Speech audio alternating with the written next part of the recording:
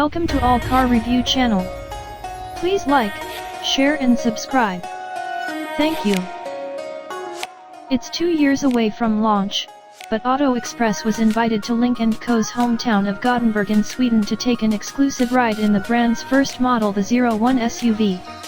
This isn't only our first on-road experience of a Lynk Co model, it's also our first experience of a car using the new Compact Modular Architecture, CMA, platform, which has been jointly developed with Volvo and both firms' Chinese parent company, Geely.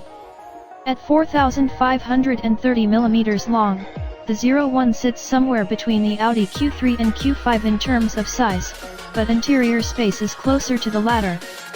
A 6-foot rear passenger can sit behind a similarly sized driver with room to spare. And before the car has even moved a wheel, the Audi comparisons don't stop there. The quality of the early car we're in is particularly impressive. The 01 will be built in China in a factory owned by Volvo, while the material quality of Lynk Co.'s first model seems on a par with its Swedish cousin, and close to that of Audi's SUVs. The dash is fairly upright and topped by squishy plastics, while the standard 10-inch touchscreen dominates the cabin as much as connectivity dominates the whole Lynk Co story. The front seats with their integral headrests are trimmed in leather in our car and feel Volvo comfy, while ahead of the driver is a TFT driver display. Driver for our ride is Ola Hermansson, Lynk Co.'s Vice President of Vehicles and Architecture, who's led the 01 engineering project. We wanted to give the car a sporty feel, Hermansson told us. We've prioritized handling and a fun-to-drive feeling, but with the very low levels of NVH, noise, vibration, and harshness. Chinese customers are very NVH-driven, he explained. But it's difficult to get that balance of being sporty and being quiet. Sure enough, our car is being used to test road noise, even though the first models are due to be built in just 8 weeks.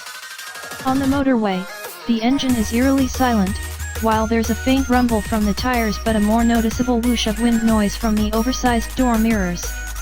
As far as a sporty ride is concerned, the McPherson strut front and multi-link rear suspension give a ride that's certainly firm, but it feels more connected than harsh, at least on the Swedish roads around Lynk Co.'s Gothenburg sites.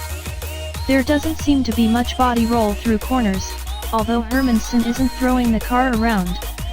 It's still an SUV, he reminded us, so it won't feel like a sports car.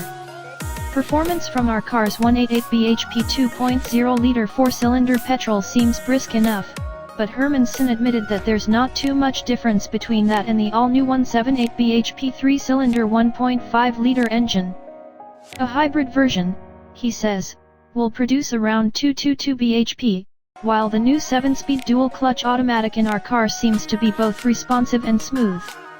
As well as testing the car at Volvo's proving ground in Sweden and further north in the Arctic Circle, British firm Ricardo has been involved in the development of the 01 at its base in Shoreham-by-Sea, West Sussex, and at Millbrook Proving Ground in Bedfordshire.